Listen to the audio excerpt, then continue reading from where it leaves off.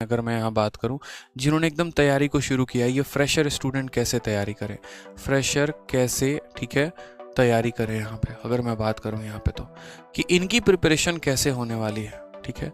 अब देखिए जैसे क्या होता है कि सबसे पहले आपका ये सवाल आपका अपने आप से होना चाहिए कि आपने यहाँ पर जो है, अगर मान लीजिए जो भी एग्ज़ाम को टारगेट किया है वो क्यों किया है, क्या आपकी ये मजबूरी है, ठीक है, कि आप इस मजबूरी के कारण इस सवाल को, जैसे एक तरीके से मेरी मजबूरी थी, मेरा कहीं जॉब नहीं लगा, मैं बीटेक का बंदा हूँ, 15,000 की मेरे को नौकरी मिल रही थी तो मुझे बीटेक नहीं करना था, मुझे इंजीनियरिंग की नौकरी नहीं करनी थी, तो मेरे घर में किसी ने कहा कि एसएससी की तैयारी होती है, एसएससी का पेपर होता है और मेरे पड़ोस में कोई एसएससी में सेलेक्टेड है, इसीलिए हम एसएससी में कूद के आ गए और हम तैयारी शुरू कर दी है।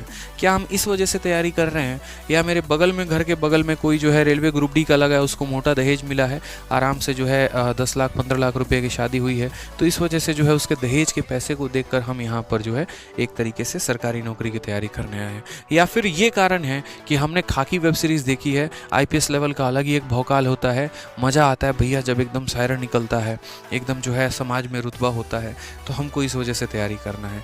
या फिर आपके घर में या रिलेटिव में कोई आपके फलाना ताता फूफा चाऊ कोई है, वीडियो है या कुछ है, और बढ़िया एकदम 2-4 कोठी बनवा रखे हैं, अच्छा खासा 2-3 गाड़ी भी उनके दरवाजे पे खड़ी है, देखते हैं तो बहुत पैसा है, काम पर उन्हें जाना नहीं है, तो उस वजह से तैयारी करनी है। अगर आपके कुछ सपने इसमें से हैं जो सिर्फ प्रॉफिट देखकर आप उस जॉब में जा रहे हैं, तो यकीन मानिए आप बहुत गलत दिशा में जा रहे हैं, क्योंकि अडानी को भी फिर इसी दिशा में चले जाने चाहिए था।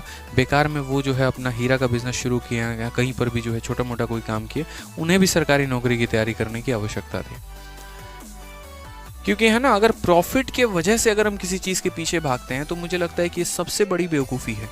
प्रॉफिट के पीछे भागना मतलब एक स्टार्टअप मिल जाए, एक किक मिल जाए, कि ये मिल जाए, तो शायद आप अच्छे से, मुझे नहीं लगता कि प्राइवेट सेक्टर के बारे में जानते हैं। प्राइवेट सेक्टर में अगर आप जानेंगे तो 5-5 लाख रुपए, 6-6 लाख रुपए भी सैलरी होती है अगर ढंग की पोस्ट में हो तो, और ज़िंदगी ऐसी है जिसकी कोई बात ही नहीं करते।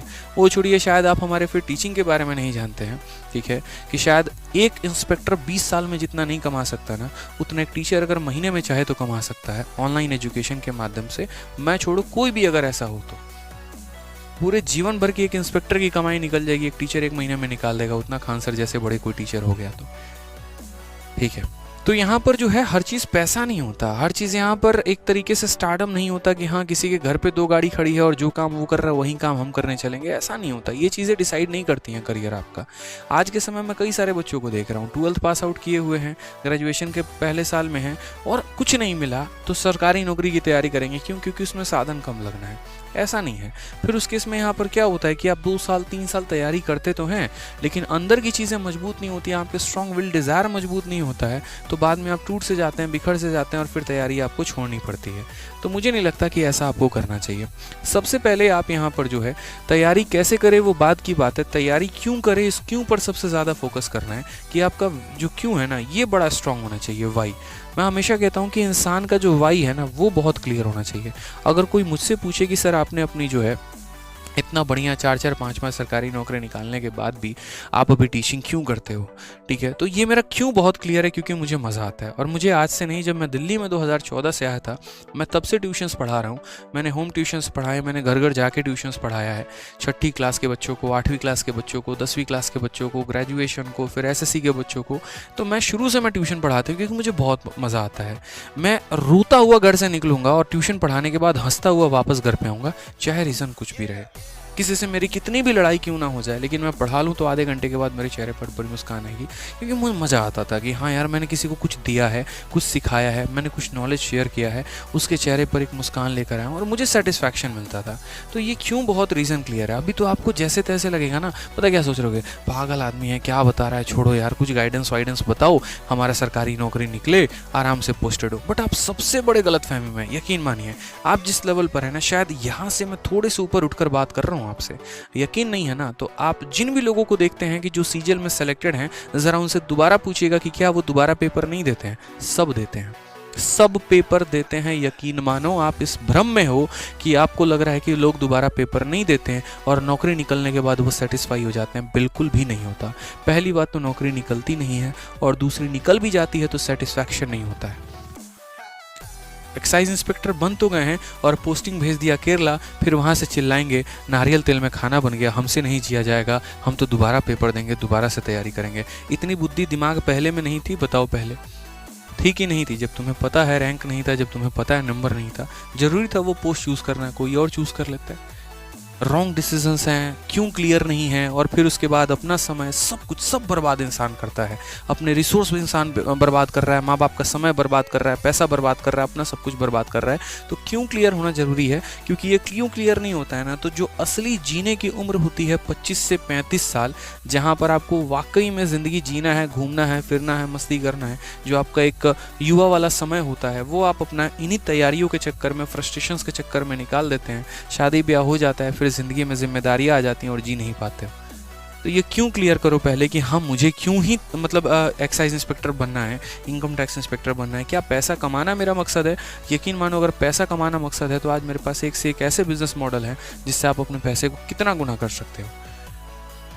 ठीक है, तो पैसा रीज़न नहीं होना चाहिए, आपका क्यों क्लियर हो कि वाई डू यू वांट। मतलब मेरा जो रीज़न है, जैसे मानो क्या आपके पापा का सपना है, क्या आप उनके चेहरे पर खुशी देखना चाहते हैं, क्या आप अपने सर की कैप उन्हें चल के पहनाना चाहते हैं, ठीक है, आप समाज में एक बड़ा नाम चाहते हैं, जो भी रीज़न होगा, कोई भी रीज़न हो सकता है, बस वो क्यों क्लियर होना चाहिए।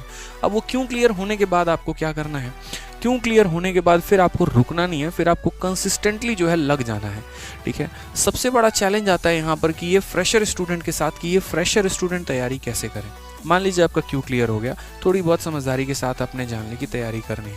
मैं बात सिर्फ एसएससी को लेकर नहीं करूंगा, मैं किसी भी गवर्नमेंट एग्जाम को लेकर बात करूंगा कि कोई भी गवर्नमेंट एग्जाम की अगर आपको तैयारी करनी है तो आप कैसे करेंगे। चाहे वो एसएससी है, चाहे वो बैंकिंग है, चाहे वो यूपीएससी है, ब्रॉड लेवल पर अगर हम बात करें यहाँ पर तो कैसे होगा।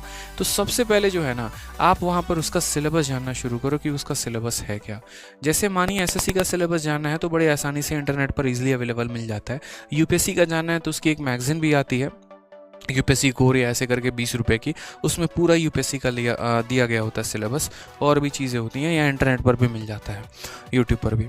दूसरा, सिलेबस देखने के बाद जो है ना, आप कम से कम 1 या 2 टॉपर की वीडियो देखा करो, टॉपर्स स्ट्रैटेजी जाना करो कि टॉपर की स्ट्रैटेजी क्या थी, और टॉपर की वीडियो देखो। फॉलो कुछ भी नहीं करना, बस अभी वीडियो देखना है, उनके स्ट्रैटेजी जानने आपको कि उन्होंने किस तरीके से काम शुरू किया, किस तरीके से पढ़ना शुरू किया, और क्या उनका रणनीति रहा, कितने समय लगे, उन्होंने कौन से सब्जेक्ट को चूज़ किए।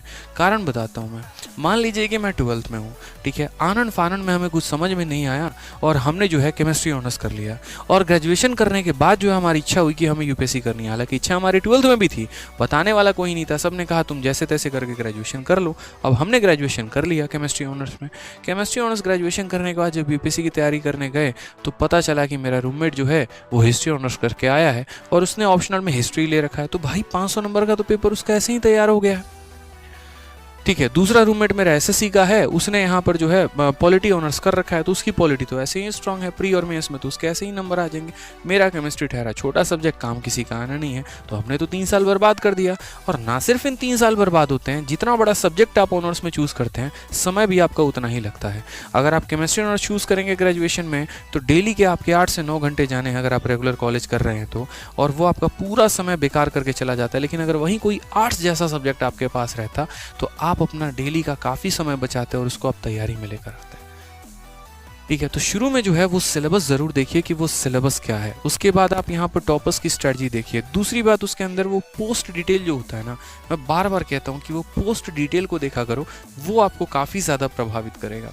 ठीक है, जैसे आप सीबीआई में जाना चाहते हैं, आप ईडी डिपार्टमेंट में जाना चाहते हैं, आप इनकम टैक्स में डिपार्टमेंट में जाना चाहते हैं, ये आपको एक कॉन्स्टेंट मोटिवेशन दे रहा होता है आगे बढ़ने का। ठीक है, तो पहले जो है आप लोग यहाँ पर बढ़िया तरीके से अपने सिलेबस से रूबरू रहो, टॉपर्स की स्ट्रेटजी जानो, पोस्ट डिटेल जानो, और उसके बाद जो है यहाँ पर तब आप तलाश करो कि आपको यहाँ पर किताबें कौन सी पढ़नी है, आपको यहाँ पर कोचिंग कहाँ से लेना है, आपको यहाँ पर यूट्यूब से फॉलो करना है, सेल्फ स्टडी करना है, जो भी करना है तो वो आपको कहाँ से करना है, किस तरीके से करना है। इसमें जो है बहुत सारी बातें आपकी ये टॉपर्स के वीडियो से पता चल जाता है, जो यहाँ से आपको सजेशन मिलता है, या जो आपके फ्रेंड और आपके रिलेटिव्स बताते हैं, वहाँ से आपको काफ़ी सारी बातें पता चल जाती हैं। जैसे मैं अपनी बात शेयर करता हूँ, 2014 में मैं दिल्ली में आया था। ठीक है, बहुत मतलब अलग अलग वेबसाइट मैंने देखे हैं जो मेरे बारे में बहुत सारी बातें लिखते हैं, सारे फर्जी होते हैं, किसी को एग्जैक्ट डेटा पता नहीं है। ठीक है, तो ये चीज़ें जो है ना लाइफ में कड़ियाँ जुड़ते चली जाती हैं। कोई भी चीज़ आप एक बार में नहीं सीखते हैं, पहले दिन नहीं सीखते हैं, समय लगता है। तो अगर आप बिगनर हैं ना, तो आपको सबसे पहले अपने सिलेबस पर काम करना चाहिए। टॉपर्स की स्ट्रेटजी की वीडियो देखो आप, पोस्ट डिटेल देखो आप, उसके बाद अपना कंसिडरेशन करो कि किताबें कौन सी अच्छी हैं, कोचिंग कौन सी अच्छी हैं, सेल्फ स्टडी कौन सी अच्छी है। मतलब पहला जो काम होना चाहिए ना, वो आपका काम होना चाहिए सर्च आउट का, कि आप सर्च आउट कर रहे हो बढ़िया तरीके से, लुकआउट कर रहे हो कि हाँ चलो देखते हैं सभी चीज़ें क्या हैं, कैसे हैं, क्या हैं, ताकि आपका एक बेस क्लियर हो सके एक तरीके से। जब घर बनाना होता है ना, तो मिट्टी डाल के जो नींव है उसको पक्का करना होता है, ताकि अगर नींव आपकी मजबूत हो गई तो उसके ऊपर कितनी भी बिल्डिंग खड़ी कर लो कोई फर्क नहीं पड़ता है। मतलब ये रहे कि बस आपको ये फील ना है, क्योंकि जो देखो, जो पोस्ट डिटेल के बारे में सर्च नहीं कर पाया, जो अपने सिलेबस के बारे में सर्च नहीं कर पाया, जो किताबों के बारे में जानकारी नहीं कर पाया, क्या लगता है वो आगे चल के किताब पढ़ेगा? अब जो स्टूडेंट जाके दुकानदार से पूछ रहा है भैया एसएससी की तैयारी करनी है, कौन सी किताब पढ़नी है बताओ, तो वो क्या आगे पढ़ेगा? क्वेस्ट होना चाहिए आपका अंदर से, थर्स्ट होना चाहिए आपका अंदर से कि मुझे बढ़ना है तो मुझे अपने लिए सर्च करना पड़ेगा ना। तो वो चीज़ होना पड़ेगा कि आपको अपने लिए पहले आगे बढ़ना पड़ेगा।